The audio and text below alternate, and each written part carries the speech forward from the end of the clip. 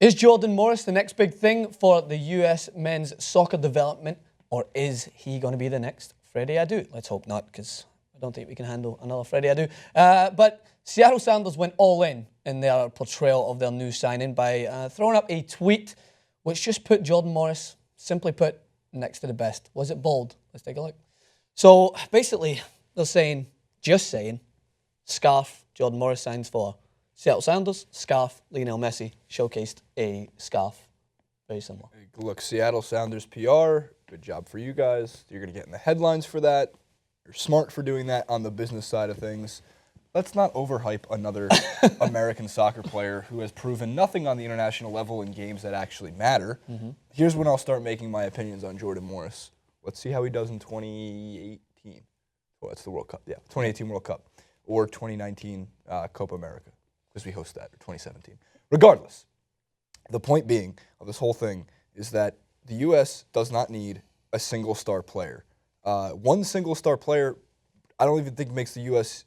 World Cup contenders. What will make the U.S. any kind of World Cup contender is a continued system team that can play and win as a unit. Yeah. Germany has all the talent in a system. We need more than just Jordan Morris to win games. I would love if Jordan Morris becomes a superstar. I think that would be great for the American soccer product. But the truth of the matter is, he chose Seattle over the Bundesliga, correct? And that's a bad idea. And the bad idea is that you get better when you play against more elite competition. Yeah. You don't get better if you play against weaker competition. And yes, the competition in Bundesliga, in addition to the ability to play potentially for Champions League, Europa Leagues, even those cup matches against teams like Bayern and Dortmund and Wolfsburg on a regular basis, makes you a better, a more complete and well-rounded player. Playing for a playoff berth in American MLS soccer will not make you as good as you potentially could be. There's two sides of this that I want to get into. So one, I do agree when it comes to the competition. Two, the only way that MLS will get to that level of competition is by keeping their growing talent, keeping players coming into the league in a system like this. Jordan Morris. The MLS doesn't matter. Yeah. Sorry, I have to say it doesn't matter. But this is the thing, Jason, you won't get to that level unless you're homegrown league, because you can't put every single player over to Europe, because no European team trusts enough American players or trusts the American scouting system. No one has proven to be the next big thing. But like the only player at the moment for me that stood out when he transitioned was Clint Dempsey. He played very well in the Premier League. Landon Donovan was a lone player that came in and out. So it's not like the proof is in the pudding. It's not like, okay, I'm going to take all these American players and bring them to the Premier League and mature them, because there's no one there that's proven that. I think you made a good point with Jordan Morris. He could have been someone to signify that movement and go to the Bundesliga like Fabian Johnson's doing and evolve in his career. How many goals has he scored recently for Borussia Mönchengladbach? Playing very well. Julian Green clearly thrived under I would say the coaching in the system at Bayern Munich. He was very impactful in that game that he came on against Belgium in the World Cup. But being in this country and being and I love football, so maybe I'm just a little bit selfish here. I want to see the MLS grow. The only way it's going to grow is if you mature players from a young age and push them to the MLS and keep the homegrown talent here. I get that entirely. It is a double-edged sword. I get that entirely, and I understand the importance of wanting to grow the MLS here.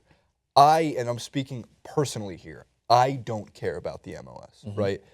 There is a group of Americans and a rather large community who does care about the MLS, but the truth of the matter is it doesn't matter in terms of world competitions yet.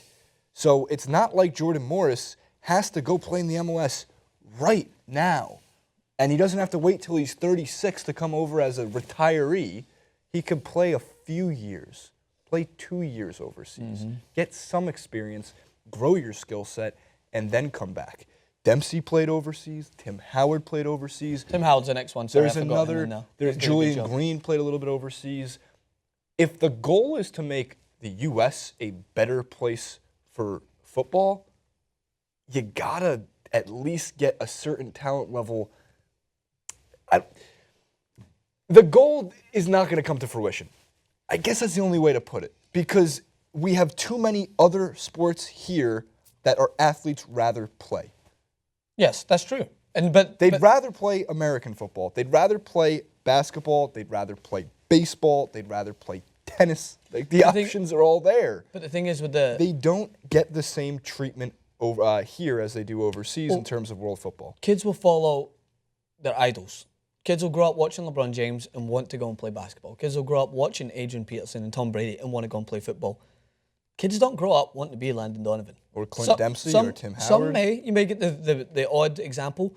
But what if a kid grew up to see someone come straight out of Stanford in, yes, you can put that on a poster if you want.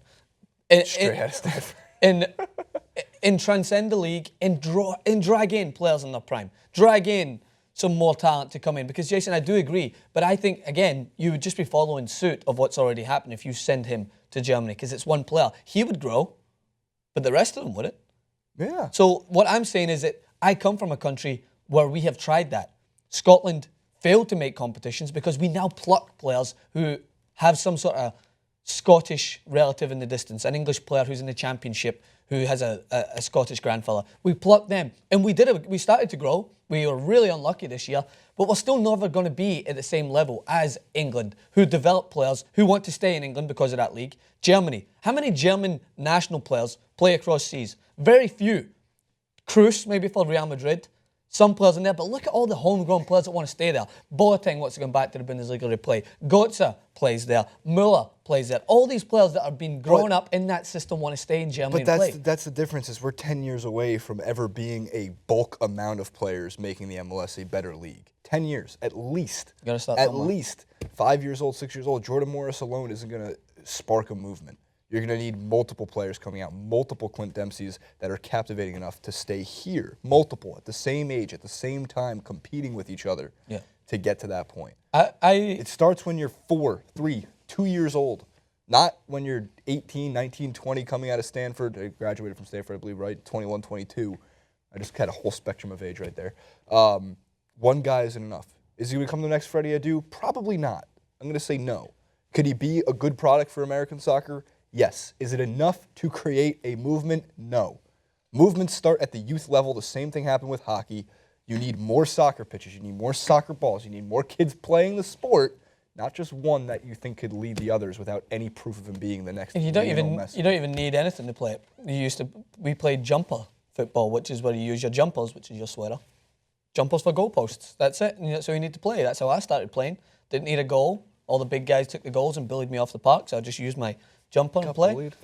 Sorry, man. But the same thing is, I do agree with what you're saying. But the same thing is, would we be having this conversation if the US beat the now ranked #1 team in the world, Belgium, and went through to the latter stages? No, we'd be saying we're okay, pretty good as it is. We need to add to it. Finishing the top 8. I do think that people get a little caught up in the competition when the US play the more domestic games against teams in the CONCACAF, because they play down to their opponents, and that's the competition. So to me, you can't have it be 10 years away. You need this league to grow. If you want to compete, you want to consistently produce players, because as I mentioned there, players want to grow up being like their idols, but players also want to be at an elite level. If you grow up and you say, I want to be at the MLS, your friends aren't thinking, he's shooting for the stars.